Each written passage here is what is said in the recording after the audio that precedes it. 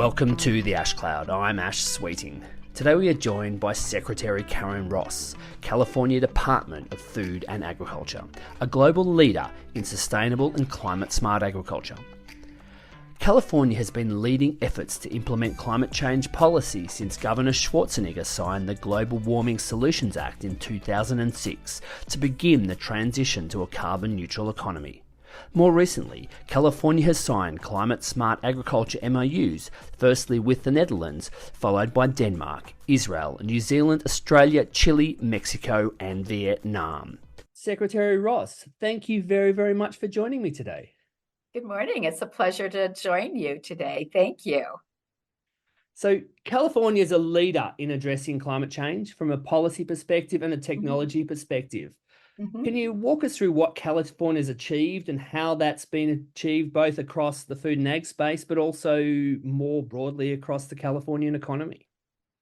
Sure. So this goes back, I think what I'm especially proud of, and I always mention up front, is that our work on climate, some of the initial acts were passed under Greg Davis. The major landmark piece, the Global Warming Solutions Act, was passed by Governor well, he didn't pass it, the legislature passed it, and Governor Schwarzenegger signed it. And that really set up our cap and trade approach, a more market-oriented approach, which is amazing to me. I know there are critics for it, but the fact is, it allowed for this transition to a carbon neutral economy by generating funds in a cap and trade system that are being reinvested in this transition to make sure that no one is left behind.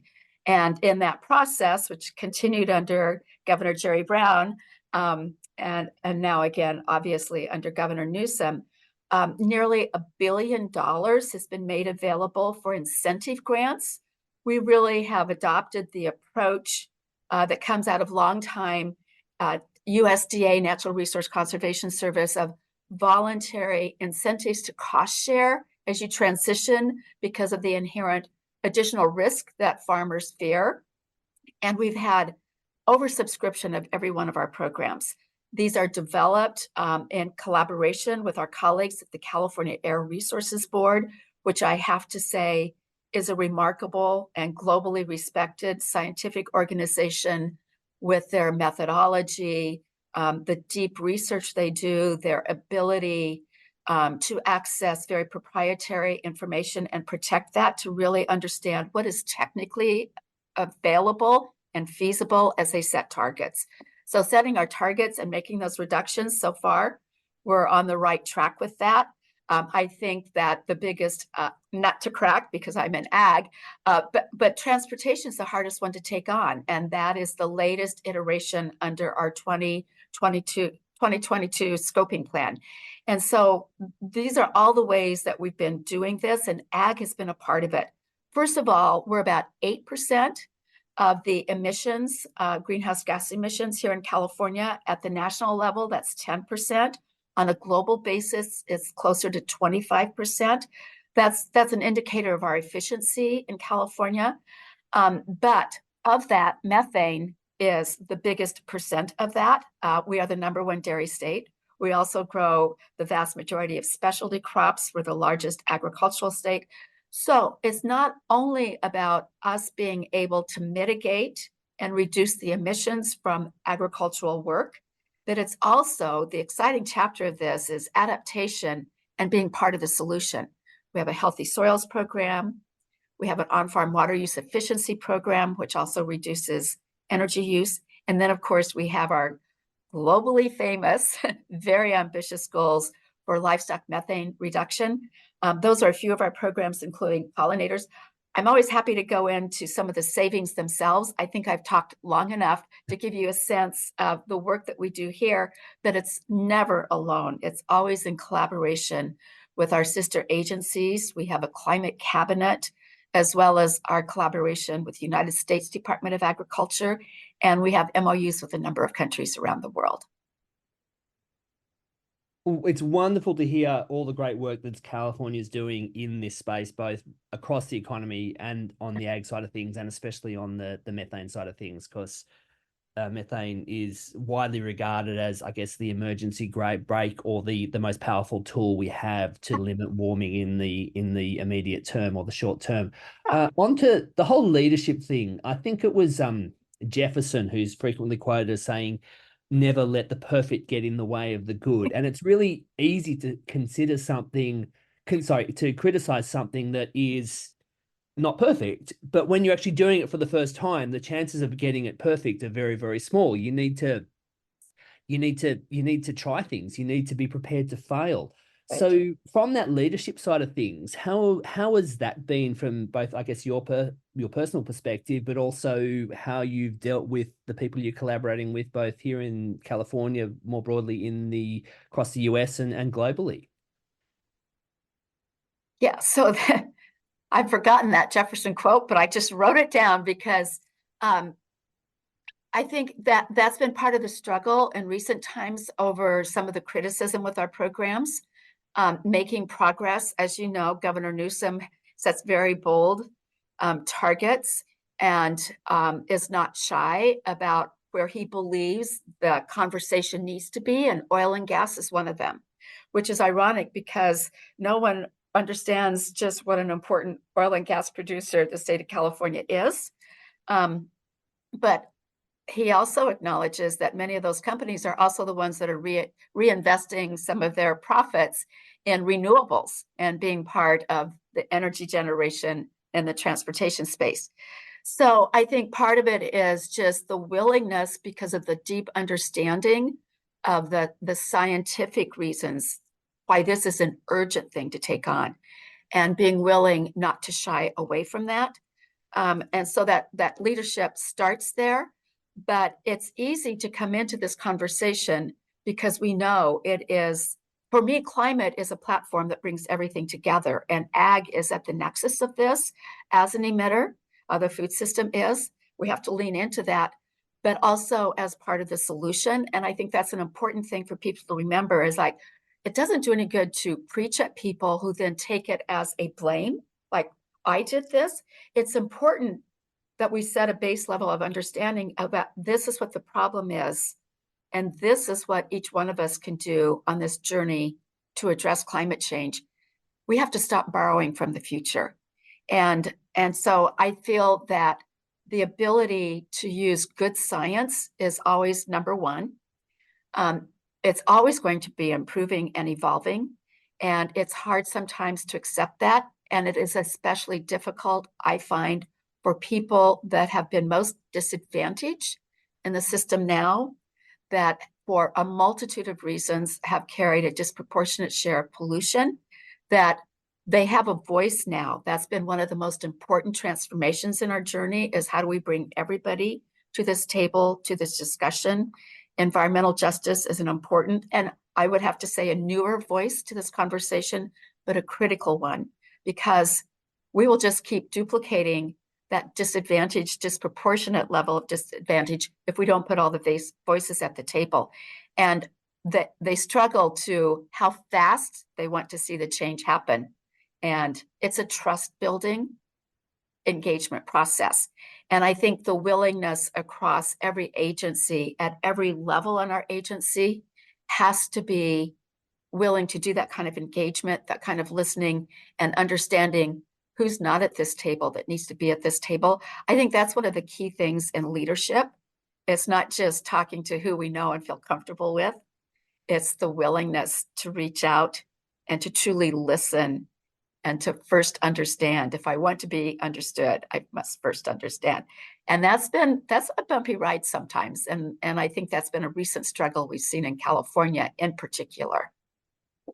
I love what you're saying about reaching out and speaking to the people who may not necessarily be the ones who you would naturally agree with. And that takes me back a bit to my time as a journalist when I was in Afghanistan, where you actually go and speak to the bad guys, the Taliban and those sorts of people, and listen to what they have to say. And, you know, I'm not advocating for them, but they have their own version of events and their own stories and their own motivations. And the only way to actually address those issues is by talking to them, understanding where they're coming from, even if you don't agree with where they're coming from, to be able to move that whole thing forward.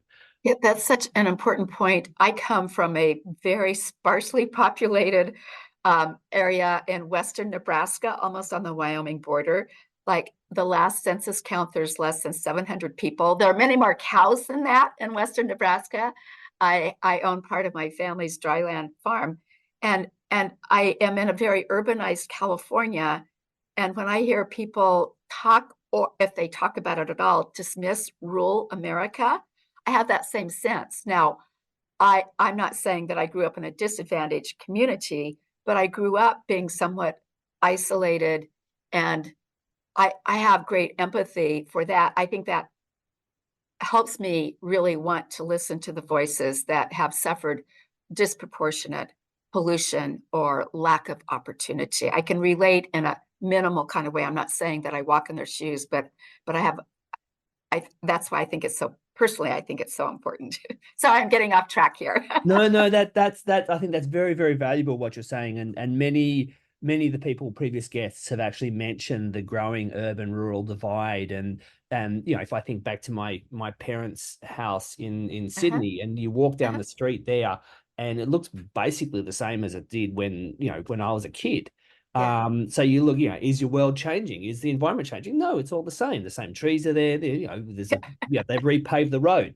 good. Then if you go to parts of Indonesia where they've, the oil Oh, plant, or you go to parts of the Amazon and look at what that was like a couple of decades ago, yeah, it's chalk and cheese, but people only yeah, see what's in their little immediate that's surroundings. right. So, and that's something that's been brought up in many conversations previously. Yeah, exactly right. Exactly right. Yeah. So steering back on track, Okay. I know California has a strategic agreement with Australia in terms of collaboration.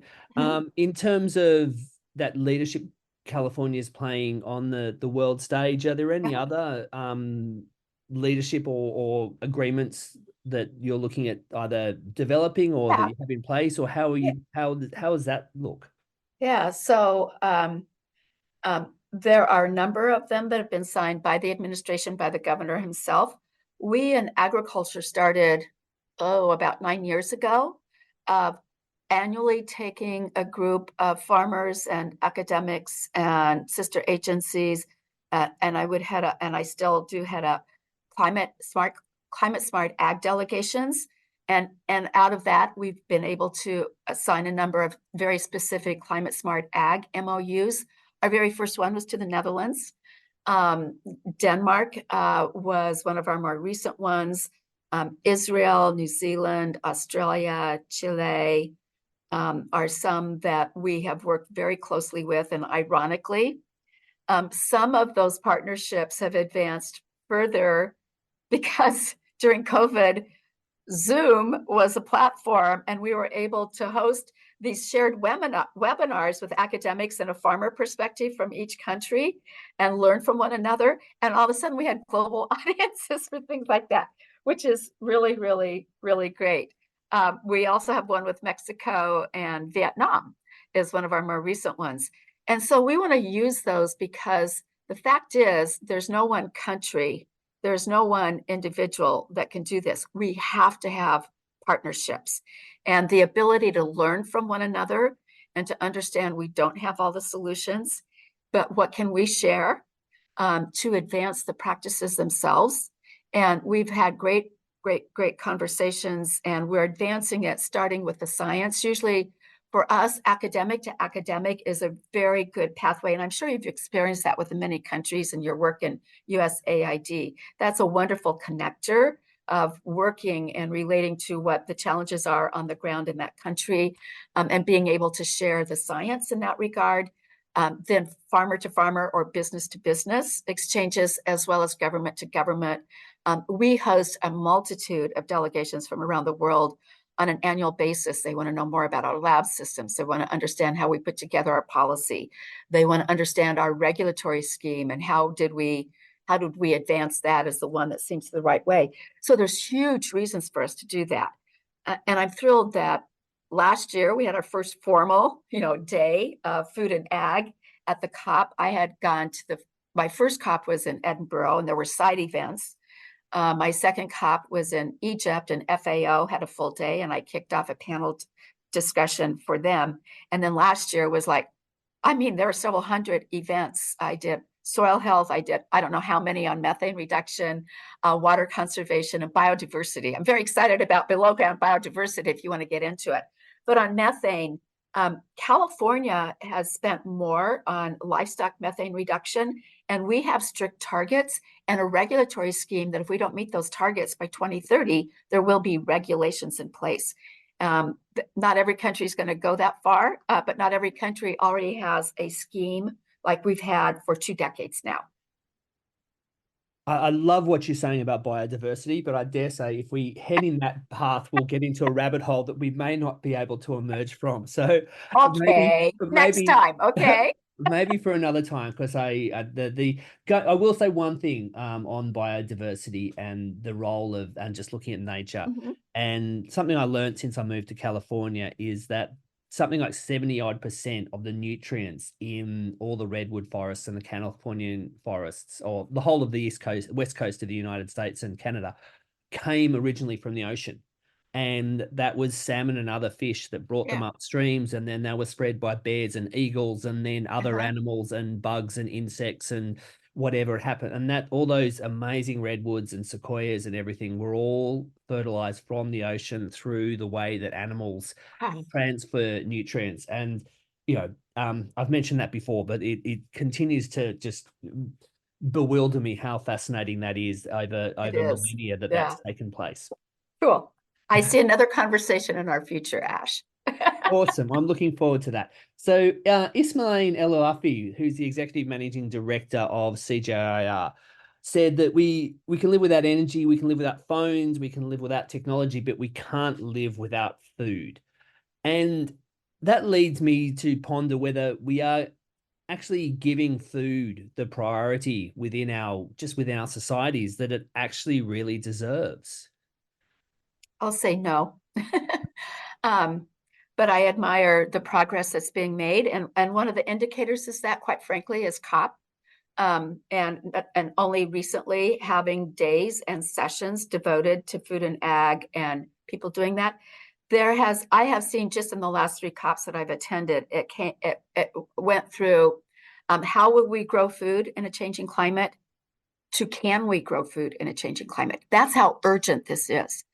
You cannot think about what's happening in the world without understanding that the vast majority of the world's farmers are very small scale subsistence farmers. They are in poverty, and they also make up a vast majority of malnourished and hunger in the world. That's an indication of all the work that we need to do. And USAID has been a wonderful player in that space. So understanding why this is an urgent global issue and understanding how hunger drives desperation and creates unrest. Look at the migration patterns that are happening on a multitude of continents because of drought. There's not water to grow the crops. There's not the ability to feed the animals, which are their sole income and ability to feed themselves. So I think too many of our people in society assume that hunger is an isolated thing and don't even understand the food insecurity in their own neighborhoods. And so that's why I felt last year could be a turning point to really bringing together. It's going to be technology. There's no doubt about it. Precision in everything would make a vast difference. Many of the countries from Africa in particular, but other Southeastern Asian countries, they want to understand, like, they need access to better seed, and they always talk about access to better fertilizer. How do we do that with precision to minimize the environmental impact of doing that? And so we need to go back to age-old practices, nature-based solutions, organic inputs, and really focusing on the circular economy of how much of our society has those valuable nutrients that could be extracted and reinvested in the soil. Part of that, like healing the earth, regenerating it. And so that's what I've seen. I also believe that our nexus of being able to tie food production and local resilient food systems with the power of procurement through institutional procurements to ensure that small scale farmers have a market that's truly accessible and take some of the risk of what am I planting for without taking some of that uncertainty out. Also has a climate nexus, keeping dollars locally, keeping small farmers farming, improving the nutrition and health outcomes of our school children in the United States, where we have a true health crisis. And I think the last couple of years, President Biden being the first one to have a White House conference on hunger, nutrition, and health, first one since like 1969, as well as this year's U.S. Food as Medicine Summit, are indicators that people may actually, we've talked about the food system and making changes for 15 years in a very focused way. Maybe now is the time, because climate is forcing us to think about how will we be able to grow adequate, healthy food for nutritional health outcomes. So much that you said there, and thank you for all of that. What you said about the small farmers and climate and the global south. I guess one of the key kind of motivators for me is I was working on a famine for UNICEF in northern Chad, just on the southern side of the Sahara.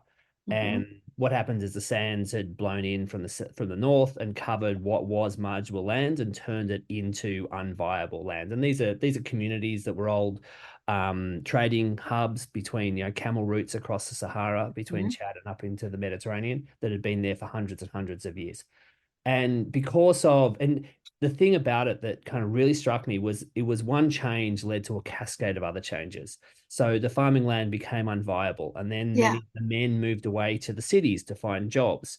And then many of the men who were in the cities contracted HIV.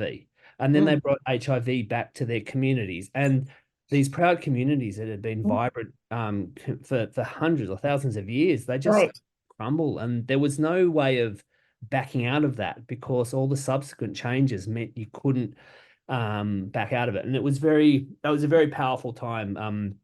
And it's a big part of kind of what motivates me to work on this to this day. Exactly right. Exactly right. The cascading effects. I think that's what people, connecting those dots and understanding that this didn't happen in isolation. It's like root cause analysis, right? Oh, completely. So one of the greater kind of strategic risks that I see and other people I've spoken to see is the politicization of climate change.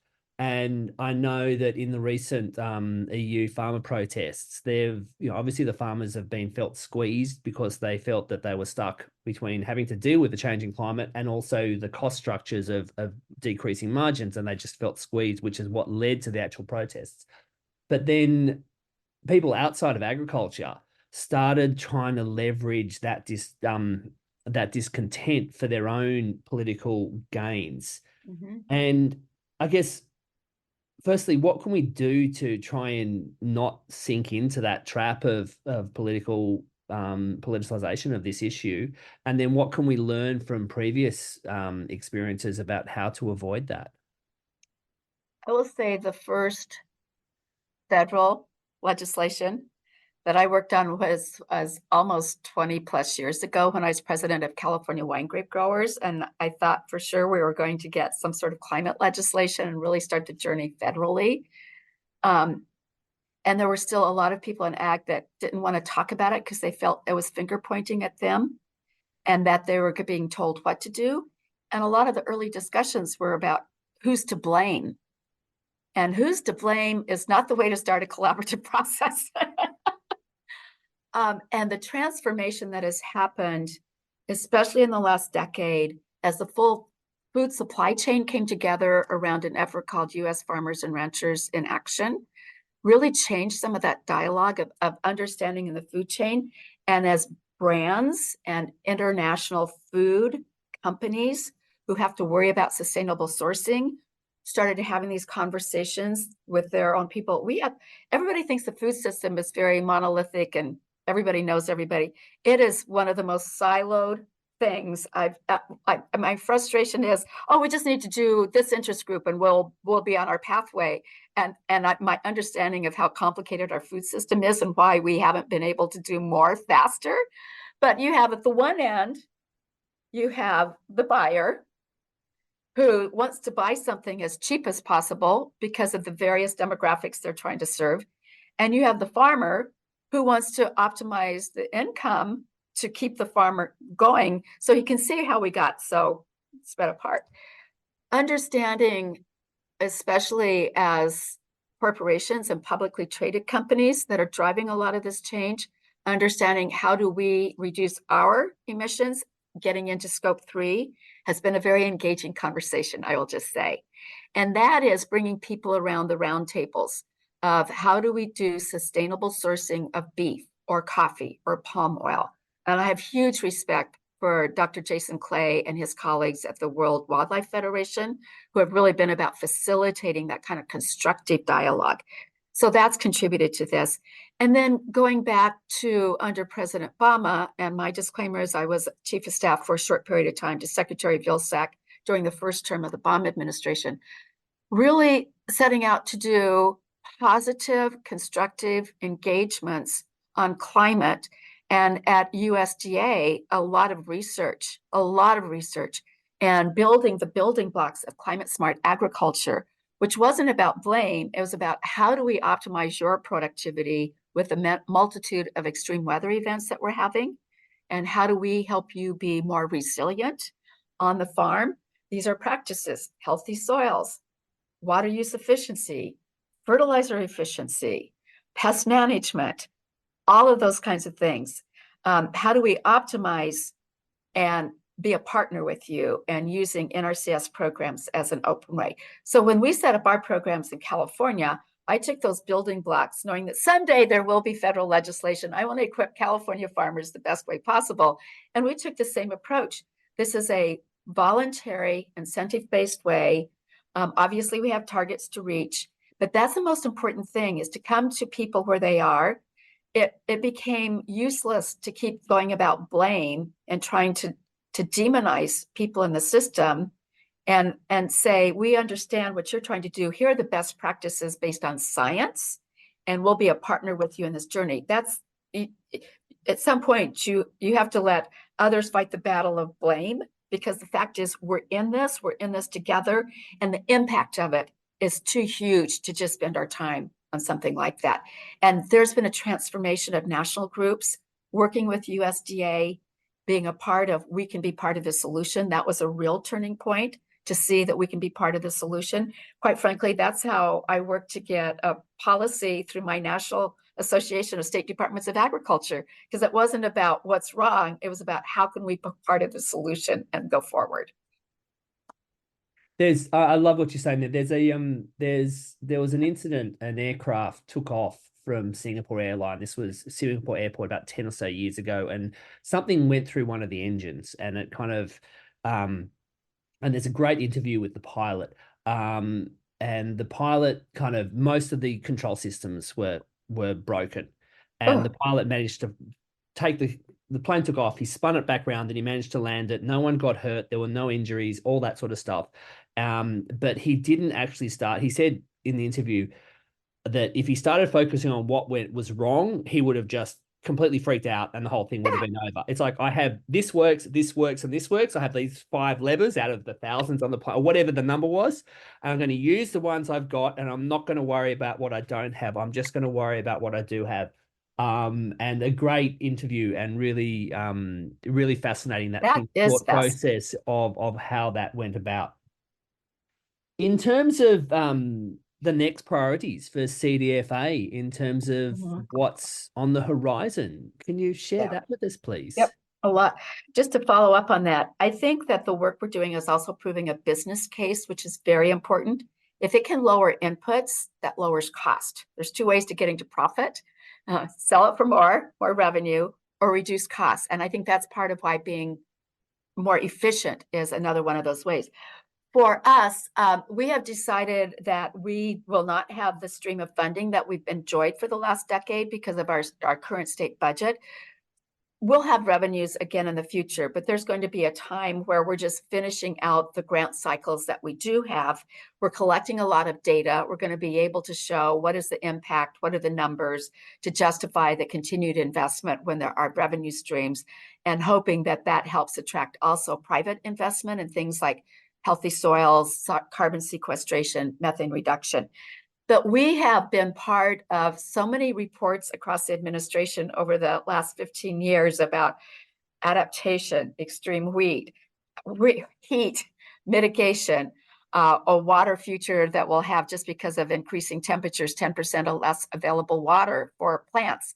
How do we take the bits and chapters that are in there about food and ag and put it together as a climate resiliency plan, an action plan that puts all of ag into one place, but includes some of the tremendous changes that are happening as far as trends, huge increase in imports of fresh produce from other countries, which we never thought we would see.